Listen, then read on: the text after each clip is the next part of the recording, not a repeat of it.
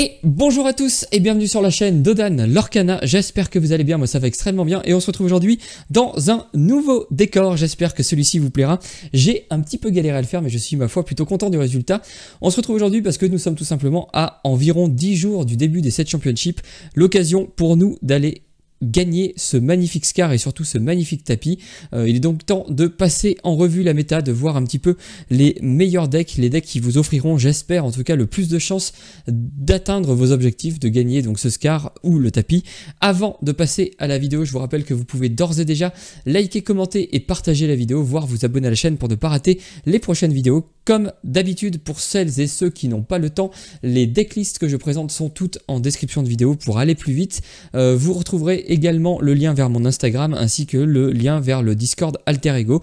N'hésitez pas à nous rejoindre dessus, plus on est de fous, plus on s'amuse. Et on passe tout de suite avec le premier deck que je voulais vous présenter, c'est le bleu-violet. Un deck qu'on ne voit pas souvent, un deck qui est peu représenté et c'est peut-être là sa principale force. Son autre force, évidemment, comme vous pouvez le voir, c'est qu'il embarque la couleur violette qui est pour moi la couleur du 7-6, la meilleure couleur du 7-6, celle qui a en tout cas le plus profité de power-up, le plus profité de nouvelles cartes très intéressantes. Il a l'avantage, évidemment, le bleu-violet, d'être sous-représenté, donc de pouvoir créer un petit peu cet effet de surprise chez votre adversaire. Et en plus, dans les matchs où vous allez affronter d'autres decks à base de violet, et ben vous êtes tout simplement pas si mal, voire même vous avez peut-être un petit avantage par rapport aux autres decks. C'est un deck évidemment contrôle, vous allez vouloir ramper un petit peu en début de partie pour arriver très vite à votre tour 4 qui vous proposera évidemment de jouer la meilleure carte actuelle. Le génie veut exaucer une 2-4 pour 4 non ancrables qui leur 2 et qui vous fait piocher une carte et qui est insaisissable. Ça fait énormément beaucoup. Pour vous y arriver très vite, vous allez vouloir le jouer, pouvoir le jouer en tout cas au T3. Si vous avez la chance de jouer un typo au T2 ou alors le voguer sur la mer Azurite. Si vous faites ça globalement, vous allez prendre de vitesse beaucoup de decks, vous allez proposer une menace vraiment importante. Le tour d'après, si jamais vous avez besoin, vous pourrez enchaîner avec une Elsa. Elsa, on le sait maintenant, hein, c'est une carte qui est un petit peu un staple du violet, tout simplement, une carte qui est très forte. Et là où ça devient encore plus génial, c'est que vous allez pouvoir au tour d'après altérer la grosse Elsa sur la petite Elsa. Et là vous allez tout simplement freeze le board pendant un tour, l'aurer extrêmement fort avec votre Elsa et votre génie si il a survécu. Et à partir de là, globalement, l'adversaire va devoir jouer très vite. Vous allez pouvoir enchaîner avec des Hades Conspirateur Infernal, une carte de contrôle plutôt forte, même si elle a le défaut de de faire ramper votre adversaire, de lui offrir en tout cas une encre à son tour, redressée directement. Mais voilà, si vous avez réussi à faire T2 typo, T3 génie, T4 Elsa, T5 la grosse Elsa et T6 le gros Hades, globalement vous êtes plutôt pas mal, vous allez pouvoir l'aurer très vite. Sinon pour le reste du deck, pour prendre un petit peu les choses dans l'ordre, c'est du classique. Pour du violet, on embarque même beaucoup de cartes qui piochent 12 tour 1. Globalement vous voulez trouver un tour 1 au début de votre partie. Tous ces T1 vont vous permettre de piocher de différentes manières évidemment. Le Tchernabog, vous allez choisir quand est-ce que vous allez, lorsque vous allez partir à l'aventure, vous allez pouvoir le bannir pour piocher une carte. Le balai magique, c'est lorsque vous jouerez un autre personnage que vous allez pouvoir piocher une carte. Donc ces deux-là, vous n'êtes pas certain de piocher une carte, puisque si l'adversaire vous les gère avant que vous ayez vous-même choisi d'activer leurs effets, eh ben vous ne piocherez pas de carte. Ce n'est pas le cas du Diablo Corbodocide, puisque lui, quoi qu'il arrive, lorsqu'il sera banni, vous allez piocher une carte. Son désavantage, son défaut plutôt, c'est qu'il a 0 d'attaque. Donc en gros, vous allez pouvoir le poser et des fois, c'est un petit peu un trade gratuit. Alors oui, vous allez gagner du temps parce que l'adversaire va le trade plutôt que de partir à l'aventure. Vous allez piocher une carte, donc c'est plutôt pas mal. Mais voilà, vous n'allez pas blesser le board adverse. Ça peut globalement être compliqué. Ensuite, en tour 2, on va bien évidemment chercher les typos ou les voguer sur la mer Azurite. Mais il se peut, dans certains cas de figure, ou alors en général, c'est plutôt plus tard dans la partie que vous allez vouloir jouer vos Madame Mime Serpent pour remonter des grosses cartes par exemple. Vous allez pouvoir, pourquoi pas, remonter une Elsa pour la rejouer et relock le board. Ça peut être évidemment très fort. Remonter un Hades pour bénéficier d'un contrôle de plus. forcément, et évidemment activer les merlins, en particulier le merlin chèvre et le merlin lapin, pour soit gagner du lore, soit piocher encore plus de cartes. Pour vous aider, vous avez également la Madame Mime renard qui va faire le même effet de pouvoir bounce une de vos cartes dans votre main, et en plus elle va pouvoir prendre un trade, donc à jouer au bon moment. Ça peut tout simplement faire la bascule, vous permettre de repasser devant sur le board et de ne plus jamais le lâcher avec ce deck là. Ensuite on a le Merlin Crabe, lui il est pratique si jamais vous perdez le board et que vous voulez le reprendre. Il est aussi tout simplement très très fort puisqu'il va permettre de prendre des trades avec votre Diablo, de détruire une créature en face. Votre Diablo va mourir, mais vous allez piocher une carte en plus, donc c'est tout simplement génial. L'autre carte qui est plutôt sympa et qu'on n'a pas encore beaucoup vu, c'est évidemment le Baymax Compagnon Blindé, une 2/6 pour 5 ancrable Killer 2. Moi je pense que cette carte est très forte et qu'elle va, dans les 7 prochains, en tout cas je l'espère, trouver une place de rêve dans cette méta, d'une parce que la carte est très belle, et de deux parce que son design est plutôt intéressant. Lorsque vous jouez ce personnage, et à chaque fois qu'il est envoyé à l'aventure, vous pouvez choisir un autre de vos personnages et lui retirer jusqu'à 2 jetons dommage. Vous allez gagner un éclat de l'or par dommage retiré de cette façon. Évidemment, il nous fait penser à Réponse, sauf que au lieu de gagner du lore directement, au lieu de piocher des cartes, vous allez gagner du lore, donc ça peut vous permettre, vous aider à terminer les parties un peu plus vite. Vous avez quand même pas mal de personnages qui ont beaucoup d'endurance, notamment les génies qui ont 4 de volonté, les Hadès, les Elsa, le Mufasa, vous allez en prendre un seul. Alors ça c'est un petit peu la carte overkill, mais bon, elle est tellement belle que si on peut vouloir avoir envie de la jouer, et en plus elle est plutôt forte, on va pas non plus le nier. C'est une 4/9 pour 8 non ancrable, mais vous pouvez ramper avec ce deck, donc globalement vous allez pouvoir la jouer plus vite. Une 4/9 c'est tout simplement des stats assez démentielles, ça va être assez dur pour votre adversaire de venir le chercher. Il lore pour 4, c'est beaucoup. Lorsque vous jouez ce personnage, vous allez devoir épuiser toutes les cartes de votre réserve d'encre, et ensuite vous allez piocher 2 cartes parmi votre encre pour les remonter en main. Donc vous allez perdre un petit peu l'avantage du ramp que vous avez fait avant. Vous allez le jouer quand vous avez 8 d'encre, et si vous avez 15 d'encre, vous allez le jouer à la fin de votre tour pour ne pas gâcher toutes les encres qui n'auraient pas été engagées. Mais par contre, s'il survit un tour, chaque fois que ce personnage est envoyé à l'aventure, redressez toutes les cartes de votre réserve d'encre. En gros, ça vous permet quasiment de jouer 2 tours en un tour, puisque vous allez tout simplement jouer toutes vos encres, partir à l'aventure avec Mufasa, redresser toutes vos encres et commencer une sorte de deuxième tour, même si c'est pas exactement vrai puisque vous ne bénéficiez pas de la pioche de début de tour, mais bon voilà, c'est quand même très fort. Et enfin, pour vous aider, si jamais vous avez peur de manquer de pioche, ne vous inquiétez pas, le pack embarque évidemment 4 Mes Amis de l'Au-delà, qu'on connaît, hein, c'est la meilleure chanson en violet. Voilà pour le premier deck que je voulais vous présenter. On enchaîne avec le deuxième. Le deuxième, c'est toujours à base de bleu, et cette fois-ci c'est le bleu-gris, la version de Justin Morales. Il l'a prise pour les championnats d'Europe. Il me semble d'ailleurs le bleu-gris était un petit peu représenté aux championnats d'Europe. Il a fait des performances décentes, même si voilà, il côtoie pas les sommets de la méta, hein. C'est clairement un tiers un peu 2 en dessous des tiers 1 comme le violet bleu. Le violet bleu, il peut devenir très fort si vous affrontez du violet, mais si vous affrontez pas beaucoup de violet, globalement, les autres decks violets sont meilleurs. Le bleu gris, c'est un peu le même cas de figure. C'est un deck qui peut être intéressant à jouer, mais qui est un petit peu en dessous des autres decks. Mais voilà, il a l'avantage aussi d'être sous-représenté, et donc évidemment vous allez pouvoir en bénéficier de cette sous-représentation, de cet effet un petit peu de surprise. L'autre gros avantage qu'il a, c'est que vous allez jouer en fait des allumer les mèches, des tuons la bête, des cartes qui vont faire des dégâts et qui vont vous aider à reprendre le board, l'effet clochette, les Jim Hawkins, et après le reste en gros c'est l'ossature classique d'un deck contrôle, du bleu-rouge, mais vous allez atténuer un petit peu ce côté hyper contrôle pour être un petit peu plus polyvalent, vous placer un petit peu plus... être un peu moins contrôle, avoir un petit peu plus de facilité contre les decks aggro, même si ça peut être compliqué, mais voilà, vous allez perdre un peu en hyper contrôle late game pour avoir un petit peu plus de versatilité, un petit peu plus de flexibilité en tout cas dans la manière de jouer. Enfin, c'est comme ça que je vois le deck. Vous allez évidemment bénéficier d'énormément de pioches avec vos 8 tours 1 qui vous font piocher. D'ailleurs le deck ne joue pas de créatures tour 1. Il embarque quand même 3 allumer les mèches si jamais l'adversaire joue un deck aggro. Et bien évidemment allumer les mèches en début de partie ça peut être très fort. Sinon son tour 2 c'est le Jim Hawkins Mousse Obstiné, une 0-4 pour 2 ancrable Killer 1. Et là où il est plutôt pas mal, c'est qu'à chaque fois que vous allez ancrer une carte, ce personnage va gagner offensif plus 2. Donc en gros, dès le premier tour où vous allez pouvoir attaquer avec, ça va être une 2-4. C'est quand même un sacré joli body.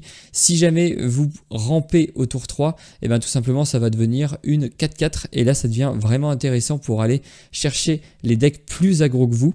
Si jamais par contre vous affrontez...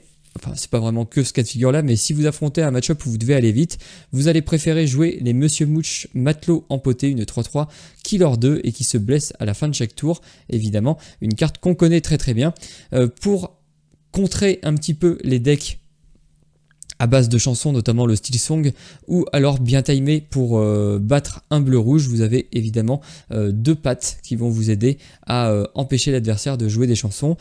Évidemment, vous jouez énormément d'objets, donc vous allez embarquer 4 Flavor Sham pour piocher énormément durant la partie.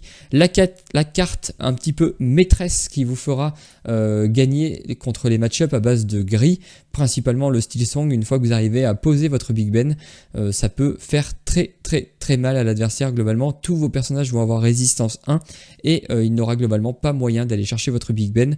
Donc tous vos personnages deviennent extrêmement résistants, extrêmement durs à aller défier, en tout cas à les gérer via des chansons, via le board aussi ça devient plus compliqué. Vous par contre vous allez pouvoir prendre des trades assez facilement puisque vous avez la résiste. Évidemment le Monsieur Mouche adore être là quand Big Ben arrive puisqu'il ne se blesse plus. Vous allez embarquer également les 2 alters du Jim Hawkins spécialiste en gréement, une 5-5 pour 5 non ancrable Killer 2 qui s'altère pour 3, c'est très peu. Et lorsque vous jouez ce personnage, vous pouvez choisir un personnage ou un lieu et lui infliger un dommage, donc un petit peu un effet de fée clochette un petit peu au rabais puisque vous allez non pas mettre 1 à tout le monde mais 1 à un personnage précis.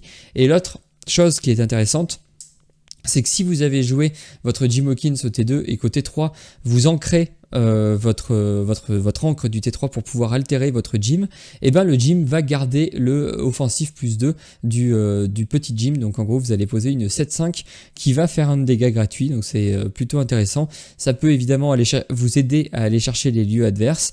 La carte clé contre le bleu-rouge notamment pour enfin pas que contre le bleu-rouge mais en gros qui va vous faire gagner dans les matchs contrôle contre contrôle, ou alors vous assurer de faire des gros bursts de l'or quand vous affrontez du gris. C'est évidemment Ariel, collectionneuse de trésors, une 3-4 pour 6 non ancrable Killer 3 qui est hors d'atteinte. C'est là tout son intérêt. Et tant que vous avez plus d'objets en jeu que chaque adversaire, ce personnage gagne plus de l'or, donc vous allez l'orer à 5 avec. Et évidemment ça va très bien avec le sous-fétiche. Vous posez votre sous-fétiche, au tour d'après vous posez une Ariel, vous avez plus d'objets que l'adversaire, vous allez tout simplement pouvoir l'orer 5, c'est tout simplement énorme en un tour. 4 fées clochettes pour aller un petit peu gérer le board adverse si jamais il a des cartes qu'il ne veut pas trop incliner mais qui veut partir à l'aventure avec d'autres cartes. Vous allez pouvoir bénéficier de ça. Évidemment fées clochettes ça chante très bien tuons la bête. Vous n'allez malheureusement pas pouvoir l'altérer, il n'y a pas de bonnes fées clochettes en gris ou en bleu, sinon je pense que cette boucle là serait mise dedans.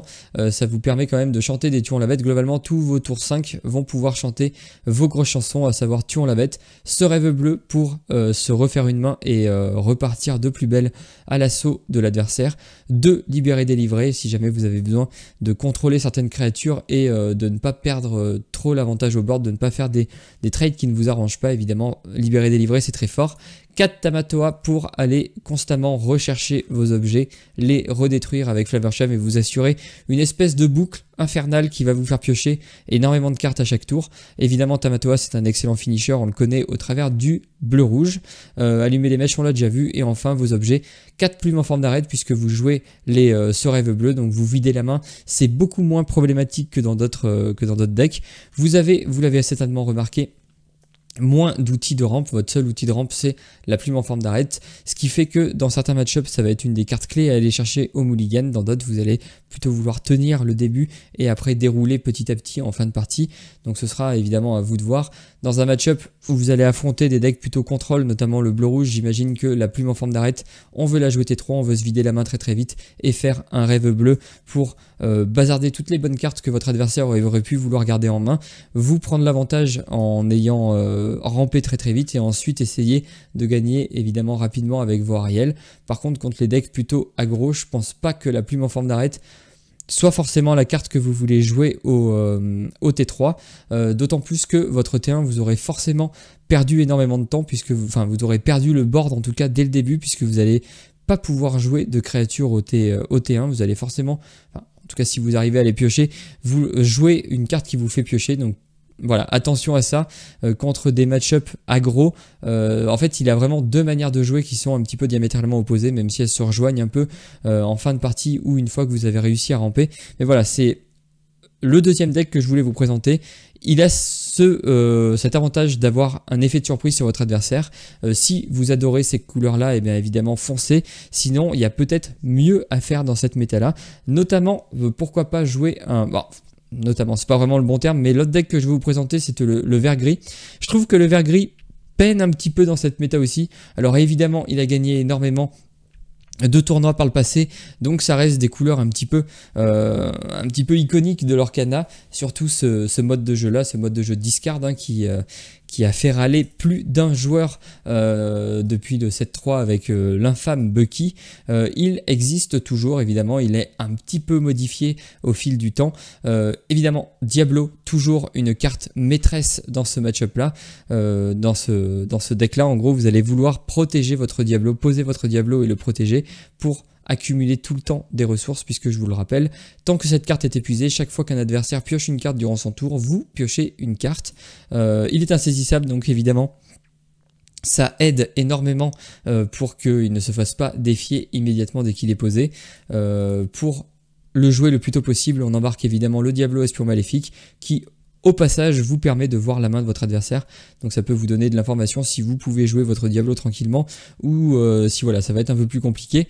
Globalement, même si c'est compliqué contre du gris, vous avez évidemment les Ursula embobineuses qui vont vous permettre d'aller checker la main de votre adversaire et de lui enlever précisément la chanson qui pourrait vous empêcher. Dans le même tour, ça ne vous empêchera pas de défausser une carte action pour jouer votre Diablo, directement partir à l'aventure et en quelque sorte repiocher la carte que vous avez défaussée pour le jouer le plus tôt possible. Des joyeux pour aller chercher les génies en face, pour aller chercher les diablos en face, puisqu'il est insaisissable durant votre tour. Ça peut être très intéressant d'avoir cette carte là, en plus c'est un tour 1, ça se pose assez facilement. L'autre gros avantage, c'est que cette version là évidemment elle embarque la mine des 7 nains, et du coup durant votre tour, la première fois que vous déplacez un personnage sur ce lieu, vous pouvez choisir un personnage et lui infliger 1 de dommage. Si le personnage déplacé est un chevalier, infligez-lui 2 de dommage à la place. C'est pour ça que je vous dis que le joyeux peut gérer un génie violet tout seul, puisque lorsque vous le posez, si vous avez la mine en jeu, vous pouvez le poser. Enfin, le tour d'après plutôt, vous posez la mine, vous déplacez le joyeux dessus, vous faites 2 de dégâts au génie et vous lui envoyez votre joyeux dans la tête. Globalement, vous vous débarrassez d'un génie avec une carte qui coûte 1, donc un très bon trade pour vous. Ensuite, vous avez la carte qui permet de se refill la main lorsque ça tourne un petit peu mal. C'est le prof chevalier hardy, une 1-3 pour 2. Lorsque vous jouez ce personnage, vous pouvez défausser votre main pour piocher 2 cartes. C'est extrêmement fort, notamment si vous avez eu du mal à garder vos diablos en début de partie. Si vous arrivez un petit peu à court de ressources en main, et ben vous allez adorer jouer le diablo lorsque vous avez lorsque vous n'avez plus de cartes en main. C'est tout simplement très fort. La carte qui était la carte maîtresse avant. Maintenant, on a quand même beaucoup d'autres moyens de piocher, Diablo, Prof, mais on embarque quand même 2 Princes Jean, le plus cupide de tous. Il est hors d'atteinte, c'est une 1-2 killer 2, et à chaque fois que votre adversaire défausse au moins une carte, vous pouvez piocher autant de cartes. Donc ça, c'est tout simplement très bien, d'autant plus que vous jouez Ursula, la plus perfide de toutes, pour chanter vos chansons en double. Évidemment, vous le voyez venir, ça embarque Cruelle Diablesse pour que l'adversaire défausse une carte de sa main. Si vous le chantez avec la grande l'Ursula légendaire, vous faites défausser 2 cartes. Si vous avez le prince Jean, vous faites défausser 2 cartes, vous piochez 2 cartes. C'est tout simplement monstrueux. 4 pattes pour protéger votre board parce que évidemment l'un des principaux problèmes du vert gris, c'est que lorsque vous perdez le board, c'est très dur de revenir puisqu'il va falloir reconstruire votre board et en fait c'est long parce que vous allez devoir poser un prince Jean, poser une Ursula, poser un Diablo. En fait vous allez devoir reposer un petit peu votre board. L'adversaire va en gros prendre l'avantage à ce moment-là et ça va être assez dur de revenir. Du coup, les pattes, ça peut vous aider à éviter un tuons la bête pour que votre prince Jean ne meure pas, mais évidemment, ça va surtout vous permettre d'éviter les soyez prêtes et de continuer à faire défausser votre adversaire le tour d'après. L'autre carte qui peut vous aider à contrôler le board adverse, c'est évidemment les muses. On embarque 16 chansons, 16 chances de remonter des petites cartes qui pourraient vous embêter, notamment des cartes assez agressives comme Daisy Duck par exemple, je pense en jaune.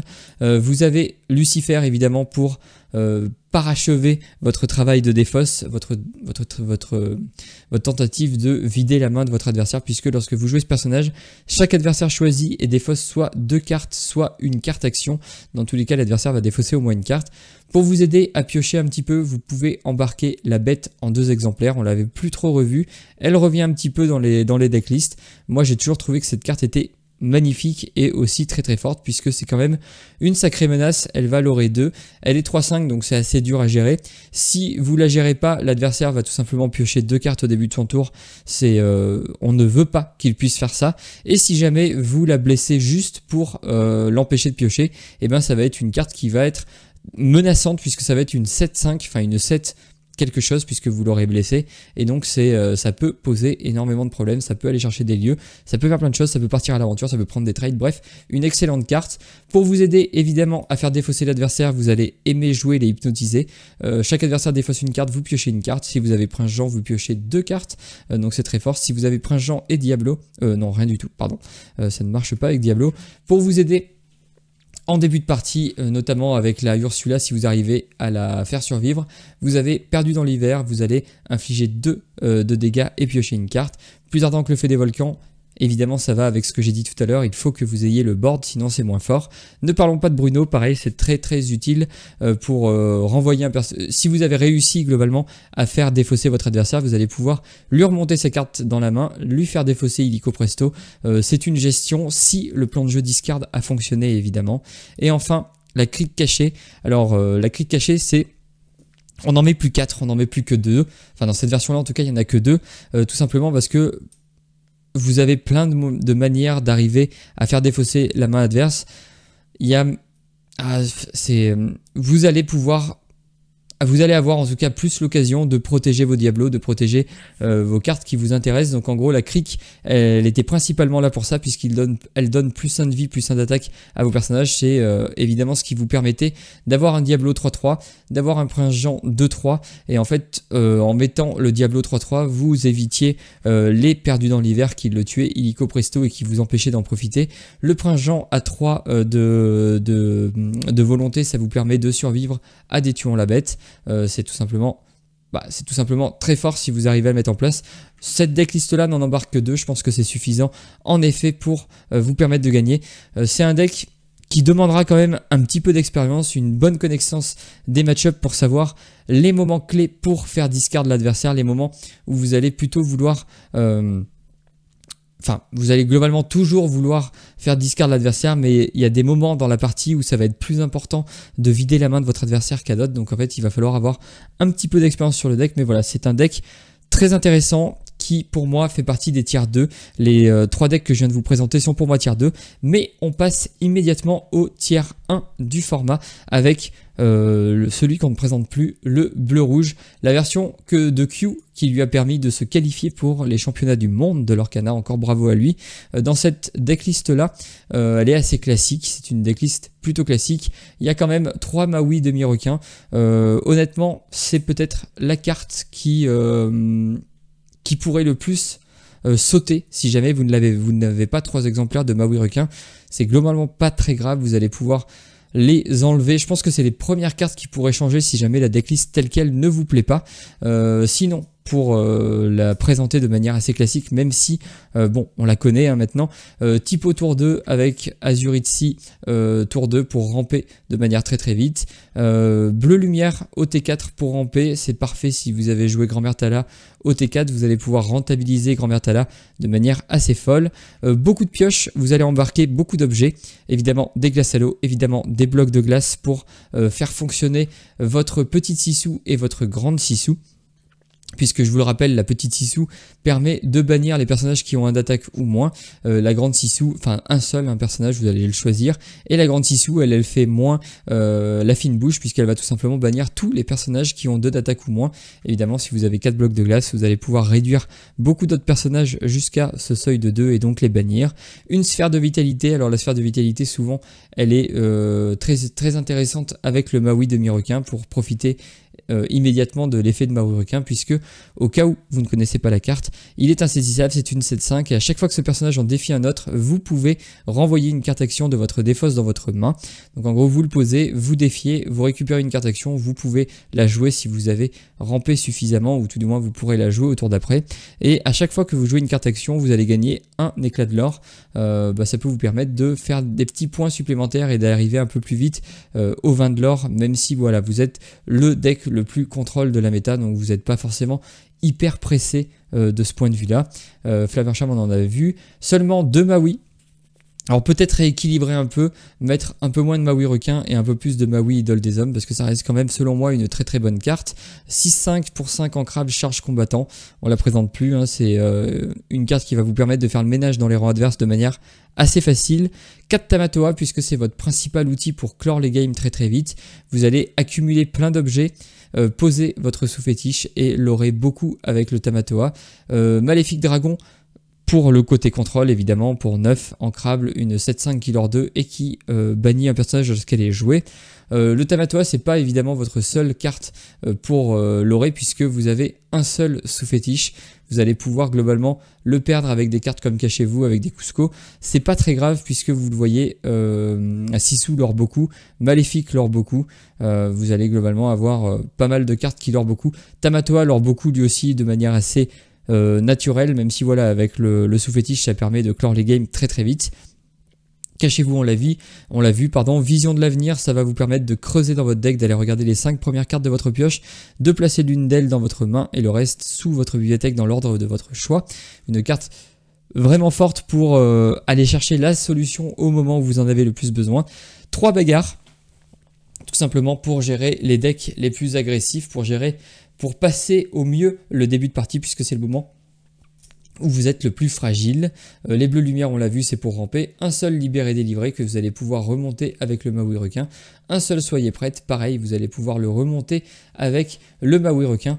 Sachant que globalement, hein, les ratios Sissou, Maléfique Dragon, soyez prête, libéré délivré, c'est un petit peu en fonction de votre sensibilité, en fonction de ce que vous aimez le plus jouer, en fonction de ce que vous vous attendez à affronter. Évidemment, si vous pensez que vous allez affronter beaucoup de verts, essayez de tourner un petit peu autour des Ursula en bobineuse pour ne pas vous faire juste enlever votre soyez prête juste avant de vouloir raser le board et de perdre la partie, peut-être embarquer plus de Sissou pour essayer de pallier à ce problème là. Bref, ce sera à vous évidemment de choisir, d'optimiser cette decklist là. Carte très intéressante dans le miroir, évidemment le grand dragon de pierre qui permet de rentabiliser un petit peu toutes vos cartes, de ne pas mettre trop de cartes de votre main en encre. En gros, vous allez ramper avec les cartes qui sont déjà mortes, donc qui ont déjà fait un effet et qui ont déjà nécessité de la gestion de votre adversaire. Ça vous donne évidemment un énorme avantage dans le match-up miroir, puisque c'est une guerre de ressources. Celui qui s'épuise le moins vite va gagner. Donc en gros, cette carte-là vous permet de sauvegarder vos cartes en main et de ramper avec les cartes que vous avez jetées, enfin qui sont mortes en tout cas, qui ont déjà fait leur effet. Donc c'est évidemment pas mal. Je pense qu'on a tout vu. Le bouclier de vertu, évidemment, c'est pour redresser vos personnages et ne pas les laisser à nu et du coup susceptibles de se prendre un trade par votre adversaire. Bref, une decklist qu'on connaît. Pour moi, il reste quand même, enfin il est devenu en tout cas un petit peu en dessous des autres decks, bien qu'il soit toujours tier 1 pour moi, c'est le moins bon deck tier 1. Alors peut-être que beaucoup de gens ne seront pas d'accord, hein, évidemment. Je pense que plus on joue dans un environnement où les gens sont, on va dire, de niveau plus modeste, plus le bleu-rouge est fort, puisque plus l'adversaire va faire d'erreurs, et plus le bleu-rouge, lui, il va capitaliser pardon, sur ses erreurs, puisque lui, le but, c'est d'attendre le plus longtemps possible. Plus vous faites d'erreurs, globalement, plus vous allez retarder le moment où vous allez gagner la partie, et plus ça va évidemment bénéficier au bleu-rouge. Donc voilà, je pense que dans des sets championship où le niveau est un petit peu plus moyen, ça peut être évidemment un très très bon deck. C'est pour ça que je pense que beaucoup de bleu-rouge vont remporter évidemment des sets championship. On va en voir énormément beaucoup, mais pour moi, il a un petit peu baissé avec l'arrivée du 7-6. On va le voir notamment avec les decks qui suivent. Le deck qui suit, c'est évidemment le Steelsong, une version classique, même si dans cette version classique j'ai voulu mettre en avant le package Simba, tout simplement parce que j'aime bien cette synergie là, je trouve qu'elle marche très très bien avec la Lilo. Sinon c'est du classico classique, Cendrillon en T1, Robin des Bois en T1 qu'on va pouvoir altérer avec le gros Robin, 2 Cendrillons pour altérer la petite Cendrillon si jamais elle survit jusqu'au tour 5 ou si vous la repiochez plus tard. C'est pas impossible. En tour 2, du coup, la petite Lilo, on l'a vu principalement parce que ça permet de ne jamais s'épuiser contre les match-up plutôt contrôle, notamment le bleu-rouge. 3 Ursula parce que une 1-4 qui permet de chanter quand soudain sur Van Zeus au tour 3, et ben, on en veut tous les jours, donc forcément c'est une carte un petit peu pilier dans le Steelsong classique qui vous permet de chanter très très vite des très très bonnes chansons. Des Monsieur Mouche pour essayer d'accélérer un petit peu dans les match-ups où vous avez besoin d'accélérer. Ariel, évidemment, carte emblématique, carte iconique du Steelsong classique, une 2-3 pour 3 qui est Méloman 5 et qui vous permet d'aller chercher parmi les 4 premières cartes de votre pioche une carte chanson et de la mettre dans votre main. C'est évidemment la carte un petit peu iconique du Steelsong classique, mais vous allez voir que vous pouvez maintenant jouer une autre version de Steelsong, une version dite moderne. Un seul Laurence pour, pareil dans les match-up contre des decks contrôle. Laurence a l'avantage de ne pas se prendre la grande Sissou. Il a aussi l'autre avantage dans tous les autres match-up de pouvoir encaisser des dégâts et d'être une superbe cible à réponse qui vous permet, lorsque vous la jouez, de piocher 3 cartes de piocher jusqu'à 3 cartes en fonction du nombre de jetons de dégâts que vous avez retiré à un personnage. 3 pattes parce que vous aussi vous allez vouloir garder votre board, que vous soyez dans un match miroir ou contre un match-up contrôle, notamment le bleu-rouge, vous allez vouloir à certains moments protéger votre board et du coup le pat sera là pour vous y aider. Le prince Navin en 2 exemplaires, Méloman 6 qu'on a beaucoup vu au 7-5 qui finalement est une bonne carte. Une 3-3 pour 2 Méloman 6, lorsque vous la jouez vous allez pouvoir jouer gratuitement une chanson coûtant 6 ou moins. Ça a l'avantage par rapport à Ariel de ne pas devoir la poser et attendre un tour, d'espérer qu'il ne se fasse pas gérer le tour où il est posé.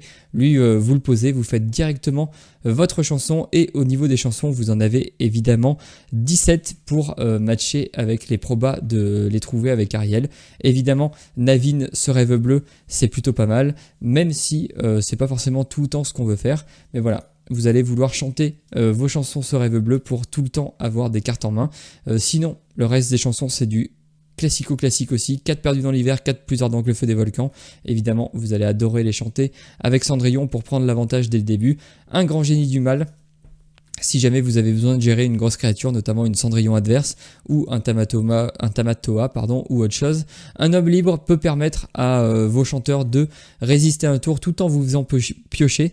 Donc ça peut être intéressant évidemment de donner résiste 2 à une Ariel pour aller un peu creuser son deck, essayer de trouver autre chose.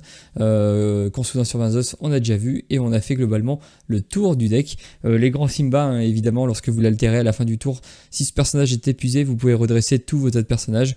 C'est tout simplement génial dans un deck où vous allez incliner vos personnages pour chanter. Vous allez pouvoir les protéger en les redressant via le Simba. Donc ça c'est la version classique, la version qu'on connaît depuis le set 1, qui est évidemment très forte, mais qui peut être un petit peu onéreuse, notamment si vous n'avez pas vos Ariel. Ça peut être un peu dur d'aller chercher des cartes du set 1 aussi emblématiques que celle-ci, notamment l'Ariel et le Rêve bleu. Ça fait un petit budget. Si vous voulez jouer une version moderne du Steelsong qui se paie le luxe en plus d'être évidemment moins cher, c'est celle que j'ai logiquement appelé Steelsong moderne. Tout simplement une version plus aggro du Steelsong. Vous allez cutter, enlever les serèves bleues. Vous n'allez plus vouloir jouer sur ce côté on se refait la main une fois qu'on l'a vidé. À la place de ça, vous allez préférer continuer à piocher des cartes via votre prof Chevalier Hardy, une carte qu'on voit maintenant dans tous les match-ups, dans toutes les decklists aggro enfin toutes pardon, je vais le refaire, je n'y arrive plus. Tous les match-ups aggro à base de gris vont embarquer des profs parce que c'est tout simplement très très fort pour garder de la consistance et de la présence et des ressources en main. C'est tout simplement très fort. Dans cette version plus aggro, vous embarquez évidemment les Cendrillon lorsque vous êtes deuxième joueur. Lorsque vous êtes premier joueur, vous allez adorer jouer les Daisy qu'on ne présente plus, les Joyeux pour pouvoir aller chercher des créatures insaisissables. Et évidemment maintenant, vous vous en doutez, s'il y a prof et s'il y a Joyeux, il y a évidemment 4 mines des 7 nains, tout simplement pour pouvoir aller un petit peu gérer des créatures adverses, mettre des petits points de dégâts un petit peu partout, comme si le Steelsong n'en mettait pas déjà assez. Tout simplement, c'est tout simplement très fort. Pour 3, si vous avez la mine, vous allez pouvoir poser une 2-1 et faire 2 de dégâts à une créature que vous voulez. Là par contre on rigole pas au niveau des T2, on embarque à la fois les Lilos et les Porcinés. Les Porcinés vous connaissez, tant que vous avez au moins 2 autres personnages en jeu, ce personnage gagne plus de l'or, c'est très très agressif. C'est un capitaine donc il marchera avec Monsieur Mouche, matelot empoté, celui-ci ne prendra pas de dégâts si vous avez un Porciné déjà en jeu. L'autre carte que j'adore, bon dans la version classique on préfère le Robin des Bois, dans la version aggro évidemment on préfère la Kaloun, une 3-2. Elle aussi, je trouve que c'est des cartes en fait qui sont défensives et qui sont en même temps très très agressives. C'est des cartes défensives agressives, c'est assez marrant. C'est une 3-2 résiste 1, killer 1, et pendant votre tour, chaque fois que ce personnage en bannit un autre via un défi, vous allez gagner 2 éclats de l'or. Donc en gros, vous allez pouvoir facilement reprendre l'avantage au board, et en plus, vous allez l'aurer en reprenant le board. Qu'est-ce qu'on peut vouloir de plus dans un deck aggro qui serait un petit peu derrière? Et ben tout simplement pas grand chose. T1 Cendrillon, T2 Kaloun, vous allez pouvoir chanter avec Cendrillon, prendre des trades avec la Kaloun. C'est tout simplement très très fort pour basculer cet avantage d'être premier joueur le plus tôt possible. Cette fois-ci on a 4 Laurence, tout simplement parce que c'est une excellente cible à réponse. Ça lord 2, ça prend le premier trade. En général l'adversaire s'il le trade manuellement, c'est-à-dire que s'il le défie avec une de ses créatures, souvent sa créature va mourir. Donc globalement vous allez prendre 2 de l'or et puis l'adversaire va mourir sur votre personnage, donc vous allez être un petit peu gagnant sur le trade. 4 pattes parce que évidemment on craint les contrôles de masse, notamment les soyez prêtes, les tuons la bête, et on peut vouloir aussi embêter les decks gris qui voudraient chanter des chansons sur nos pauvres petits personnages assez fragiles, notamment les Porcinés et les Lilos, pour continuer à l'orer le plus vite possible. Les réponses pour compléter les cartes qui piochent avec le prof et perdu dans l'hiver. Les plus tôt parce que c'est un peu comme les Laurence, sauf que c'est un peu plus méchant puisque c'est une 5-5 rempart. La contrepartie évidemment c'est qu'il ne lore que de 1 au lieu de lorer 2, mais par contre lui-même si l'adversaire vous le défie une fois, il passera de 5-5 à 1-5, donc il garde toujours ce petit point de dégâts qui peut faire la différence. Et enfin la dernière carte de ce deck là qui apporte ce côté très agressif, c'est évidemment l'Akida.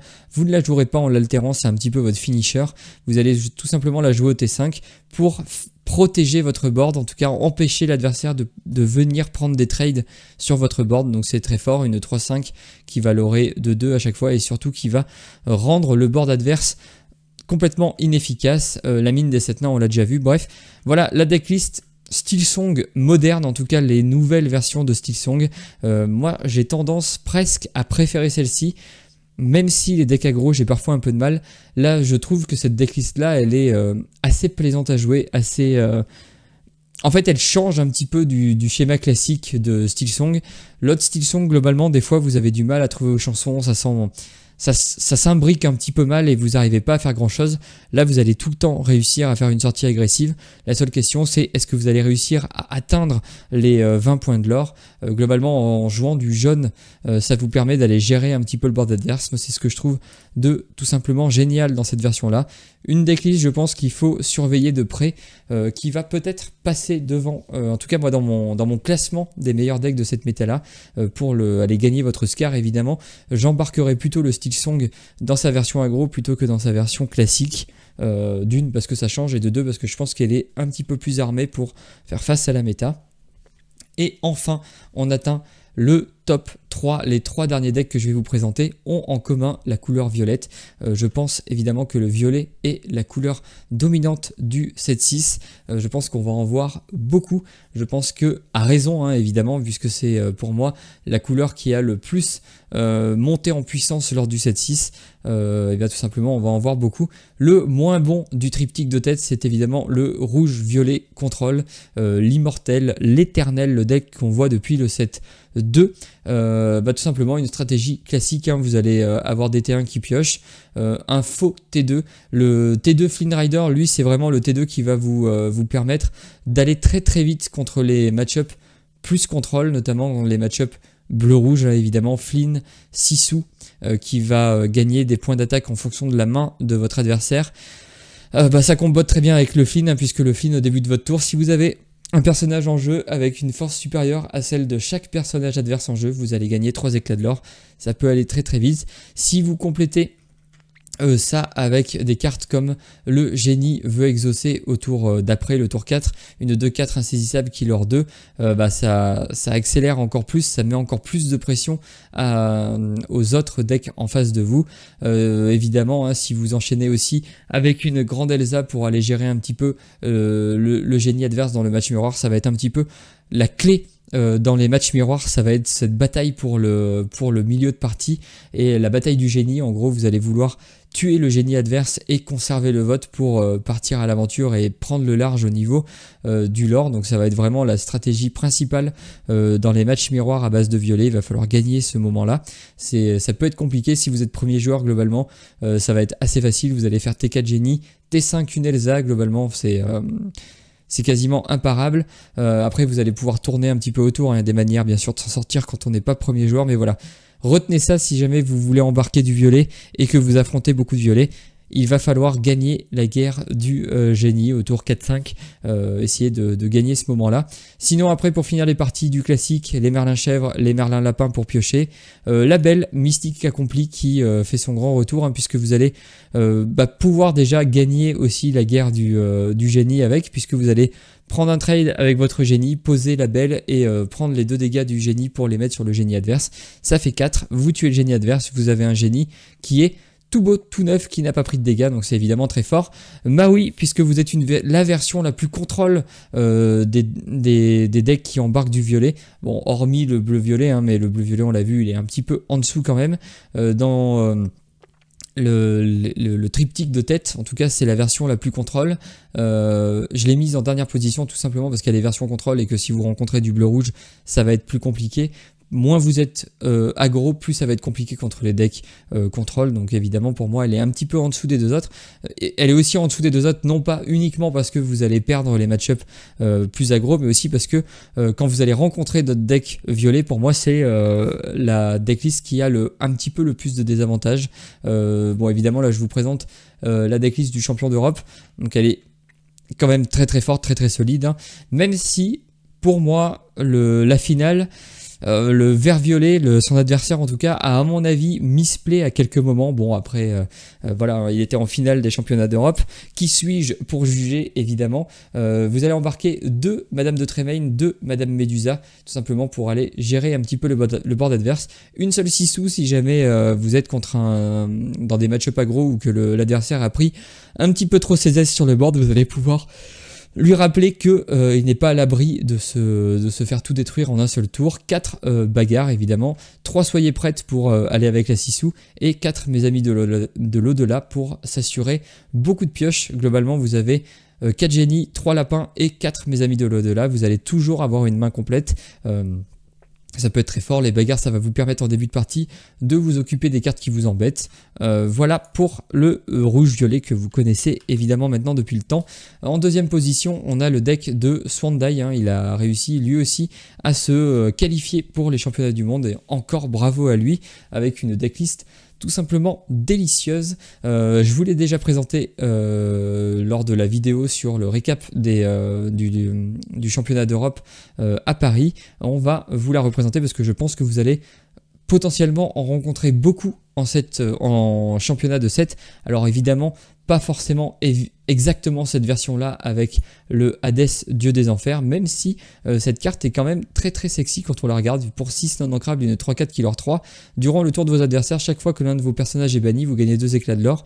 Si vous avez réussi à prendre l'avantage au board et que l'adversaire joue du rouge ou alors menace en tout cas de vous raser votre board, vous lui posez un Hades et globalement il va réfléchir à 2 fois parce qu'il pourrait vous donner un gros avantage en termes de l'or et vous pourriez tout simplement gagner la partie là-dessus. Sinon, du classique, quand on joue du violet, on joue les T1 qui font piocher soit de manière conditionnelle, soit de manière obligatoire. Lorsque l'on est plutôt deuxième joueur ou qu'on veut reprendre le board, en tout cas qu'on a perdu un petit peu le board, la Kaloun est tout simplement fantastique. Le Monsieur Mouche, on n'en parle plus, hein, un tour 2, 3-3, killer 2, c'est tout simplement très fort. Madame Imrenard, pareil, on ne la présente plus. Merlin Crabe pour rentabiliser au mieux vos Diablos Corbeaux dociles. Ça vous permet évidemment de prendre des trades avec d'autres personnages. Hein, une Kaloun qui devient 6-2, on ne dit pas non. 3 Laurence, tout simplement parce que ça leur beaucoup et que ça peut aussi vous donner une opportunité de plus de transférer des dégâts via votre belle, de le remettre en gros à 0 points de dégâts. Et donc qu'il retrouve 4 d'attaque, 3 pattes parce qu'on joue du gris, on a peur des raseboards. Vous connaissez aussi 4 génies parce que évidemment il va y avoir cette affreuse bataille pour le milieu de partie avec les génies. 4 Elsa, 2 belles pour essayer de gagner ce combat-là. 2 plutôt pour protéger votre board, notamment vos cartes les plus fragiles. Le Monsieur Mouche, pourquoi pas un Laurence. 4 Merlin Chèvre hein, pour finir les parties assez vite. Pour vous aider à contrôler votre adversaire, cette fois-ci, pas de chanson en gris, mais plutôt des cartes à dégâts directs comme Allumer les mèches et Fracasser. Fracasser fait 3 de dégâts et il est ancrable. Ça peut être pas mal. Allumer les mèches fait 2 de dégâts pour 1, il est non ancrable. Voilà, vous allez tout simplement avoir votre gestion un petit peu de début de partie. En tout cas, le moment où vous allez essayer de pouvoir reprendre un petit peu le board, de pouvoir trade les cartes clés de votre adversaire. C'est évidemment grâce à ça. On embarque quand même 2 camps soudains sur Vanzeuse parce que au grand mot, les grands moyens, évidemment, des fois vous allez vouloir chanter et faire tout simplement détruire un personnage très rapidement. 4 mes amis de l'au-delà parce que on n'a jamais assez de pioches. Dans cette version là on n'embarque pas de lapin, donc évidemment on joue 4 génies, on va pas se priver, on va embarquer également 4 mes amis de l'au-delà. Et enfin 3 bibliothèques pour piocher encore et encore, puisqu'à chaque fois qu'un personnage sur celui-là est banni, vous pouvez piocher une carte. Ça marche évidemment très bien avec tous les personnages du dessus. Enfin voilà, ça marche avec globalement tous les personnages. Avant de jouer un Hades, c'est tout simplement monstrueux. Si l'adversaire a le choix de gérer votre board en vous en gagnez 2 de l'or pour chaque personnage et de vous faire piocher 1 de l'or pour chaque personnage qu'il va bannir, à mon avis, ça va vraiment l'embêter. Il va le voir de le faire. Il va le faire évidemment que si il n'a pas d'autre choix. Et enfin, pour moi, le meilleur deck de la méta, c'est évidemment le deck violet-vert. La version ici, c'est la version du vice-champion d'Europe, donc le joueur qui est arrivé 2e au Lorcana European Championship.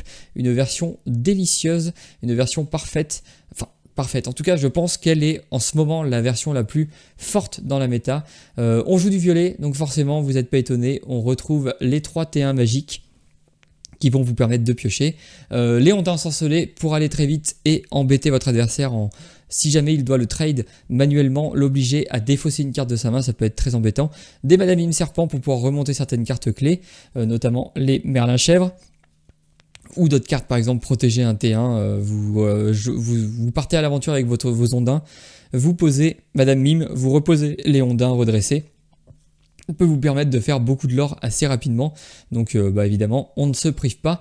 Un seul Banzai dans sa version, alors ça peut être c'est un choix. Vous pouvez évidemment en embarquer 4 pour être sûr d'avoir des T2 très agressifs.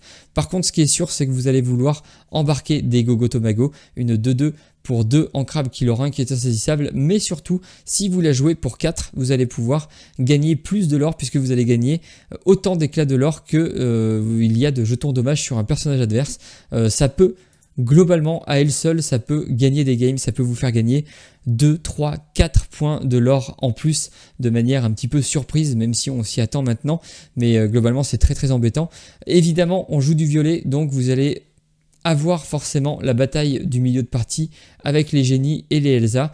Évidemment, si l'adversaire vous a géré avec des Elsa ou avec des génies, les Gogotomago peuvent devenir très très fortes puisque Elsa peut encaisser jusqu'à 4 points de dégâts, ça fait 4 points de l'or avec Gogotomago, ça rigole pas du tout. 4 Ursula pour essayer d'atténuer un petit peu votre mauvais match-up qui est le Steel Song, essayer d'aller lui enlever les petites cartes de chansons qui pourraient vous embêter au moment où elles vous embêteraient. La Rose Blanche, c'est tout simplement pour gagner des points de l'or à distance. Vous avez Gogotomago pour finir la partie. La Rose Blanche pour essayer de gratter un petit peu régulièrement des petits points de l'or pour arriver le plus haut possible.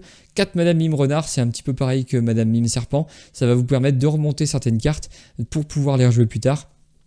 Et en plus, elle, le tour où elle est jouée, vous remontez une carte et vous activez tout de suite son effet qui est charge. Du coup, vous allez pouvoir aller prendre le board adverse.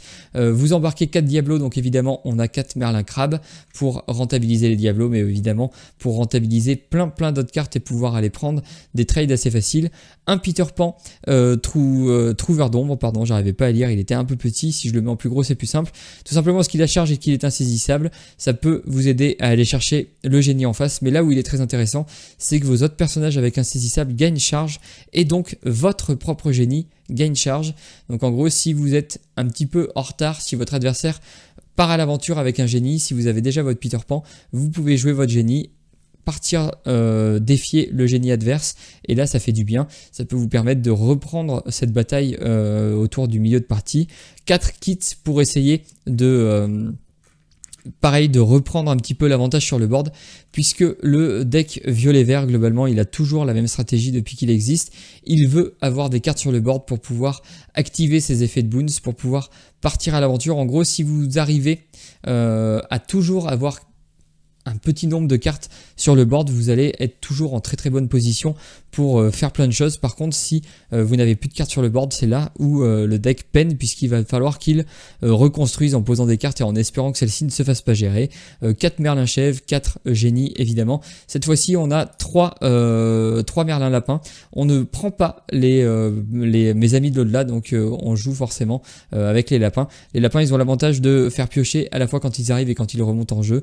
Donc voilà, certains préféreront jouer des lapins, d'autres préféreront un ratio un peu différent entre génie lapin, mes amis de l'au-delà. Globalement, il vous faut ces 3 cartes dans le deck. 4 génies, c'est quasiment sûr, et après c'est à vous de voir si vous préférez avoir je sais pas 4 mes amis de l'au-delà, 2 lapins. Enfin, c'est vous qui gérez en fait en fonction de ce que vous aimez jouer, de ce que vous allez potentiellement affronter. Si vous savez que vous allez affronter beaucoup de matchs miroirs qui vont vous faire défausser avec les ondins, ou évidemment le vert gris qui lui va vous faire défausser, vous allez peut-être vouloir augmenter le ratio de cartes qui vous fait piocher, donc rajouter des mes amis de l'au-delà, rajouter un lapin, peut-être pas, l'idéal c'est quand même de rester avec très peu de cartes non ancrables, une seule belle puisque vous avez aussi le Peter Pan. Globalement c'est un peu le même ratio. Si vous prenez pas le Peter Pan, je vous conseille de mettre 2 belles pour avoir toujours 4 génies et ensuite 6 cartes qui vous permettent de gérer le génie adverse, une Ursula pour venir l'altérer sur la petite Ursula. Alors là aussi vous pouvez en embarquer plus. En gros, il y a pas mal de cartes que vous pouvez évidemment ajuster en fonction de vos envies. La Madame Mime Serpent, évidemment, elle s'ajuste en fonction de vos envies. La grosse Ursula, pareil, vous pouvez l'ajuster en fonction de si vous voulez en avoir 2 plutôt qu'une. Le Peter Pan, pareil, vous pouvez voir entre les 2 cartes celle qui vous plaît le plus. En gros, c'est des decks qui sont très adaptables, qui vont évidemment dépendre de ce que vous vous apprêtez, ce que vous attendez en tout cas à affronter. Ne pas hésiter évidemment à faire votre petite tambouille personnelle. Là, je vous présente vraiment les archétypes qui dominent la méta. Après, évidemment, les petits ajustements perso, c'est à vous de voir. Bref, on a fait le tour de cette méta du 7-6. J'espère que cette vidéo va vous aider à remporter votre Scar. N'hésitez pas d'ailleurs à me le dire en commentaire quand on sera le 18 passé. Si jamais vous repassez sur cette vidéo, n'hésitez pas à me dire si vous avez réussi à remporter un Scar avec une de ces decklists là. En tout cas, si cette vidéo vous a aidé, j'en serais très ravi. Il me reste plus qu'à vous souhaiter une excellente journée ou une excellente soirée. Tout dépendra évidemment du moment où vous choisissez de regarder cette vidéo. Allez, salut!